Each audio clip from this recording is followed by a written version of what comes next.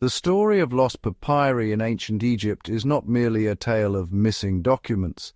It is the story of an entire intellectual universe that once existed in extraordinary richness and complexity, and that has since faded into fragments and echoes. Along the Nile Valley, writing was not an occasional tool, but a foundational pillar of civilization. From the Old Kingdom onward, Egypt developed a highly sophisticated scribal culture in which trained elites documented religious rituals, royal decrees, scientific observations, economic transactions, literary compositions, and philosophical reflections. The medium that carried all of this, papyrus, was itself both ingenious and tragically vulnerable. Crafted from the pith of the Nile reed, it enabled portability, standardization, and mass production of texts, yet it was highly susceptible to moisture, decay, and physical damage. Only in the arid deserts of Upper Egypt did papyri stand a chance of surviving for millennia. Everywhere else, especially in densely populated humid or coastal regions, countless manuscripts simply disintegrated over time. What this means is profound. The corpus of ancient Egyptian texts we possess today is not representative of what once existed, but rather a narrow, accidental survival shaped by environmental luck and historical circumstance. Every preserved document is, in effect, a survivor of an immense, largely vanished archive. What remains reveals just enough to hint at what has been lost. Texts like the Book of the Dead are not singular works, but evolving collections of spells, prayers, and theological formulations, copied and adapted over centuries. No two versions are identical, and no definitive, complete version exists. This variability suggests that Egyptian religious thought was far more dynamic and locally interpreted than a single standardized canon would imply. Yet even within this diversity we encounter gaps, missing spells, broken sequences, references to rituals that no longer survive. These absences are not trivial.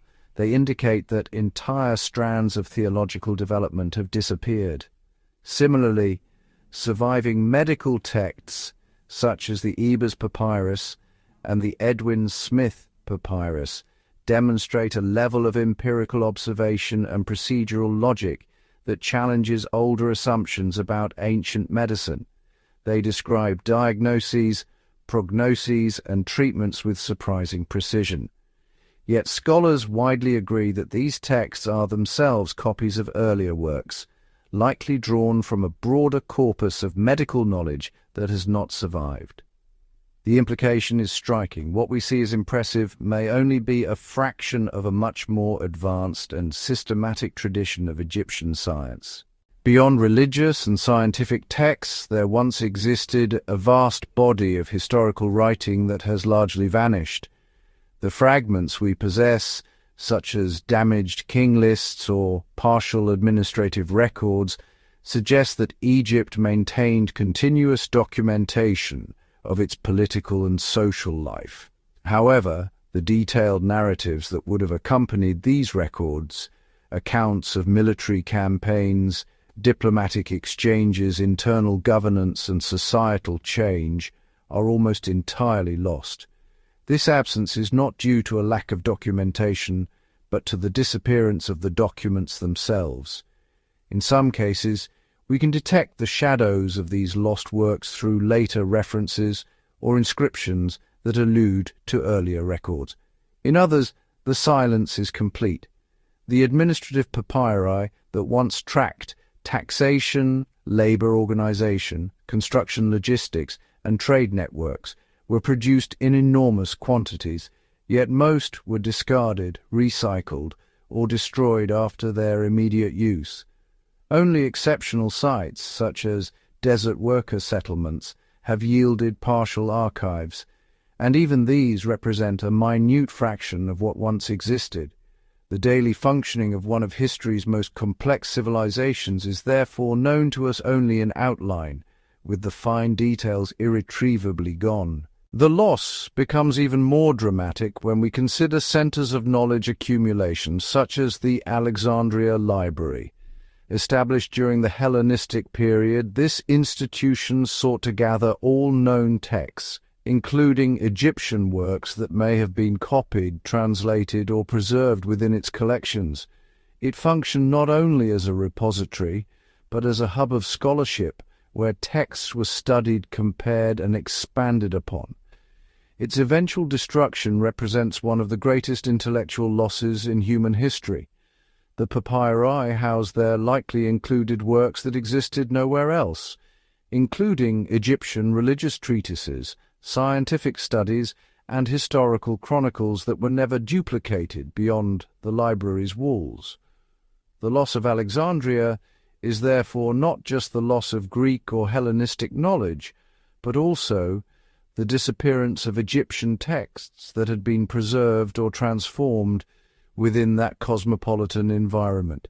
It is a reminder that preservation is not merely about creation, but about transmission, and when transmission fails, even the most advanced knowledge can vanish. Layered onto this historical reality is a more symbolic dimension of loss, reflected in ancient traditions themselves. Egyptian culture, along with later Hellenistic interpretations, preserved the idea of sacred writings attributed to Thoth, the divine scribe and patron of knowledge. These texts, sometimes referred to as the Book of Thoth, were said to contain profound insights into the nature of the cosmos, language, and divine power. In later traditions associated with Hermes Trismegistus, these writings became part of a broader corpus of esoteric wisdom. Whether these texts existed as specific physical papyri or represent an idealized memory of lost knowledge is a matter of debate, but their cultural significance is clear. They reflect an awareness, even in antiquity, that knowledge could be lost, hidden, or inaccessible. In this sense, the myth of lost divine texts mirrors the historical reality of vanished papyri. It suggests that the Egyptians and their intellectual successors were themselves conscious of gaps in their own tradition, aware that what they possessed was incomplete. The cumulative effect of these losses is profound. Yet behind these fragments lies a far more extensive and interconnected system of knowledge that we can only partially glimpse.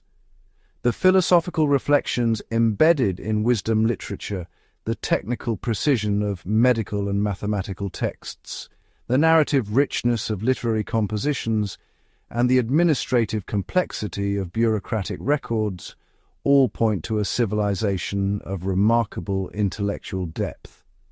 And yet, for every text we can read, there may have been dozens or hundreds that are gone. Entire genres may have existed that we do not even know to look for. Entire schools of thought may have flourished and disappeared without leaving a trace.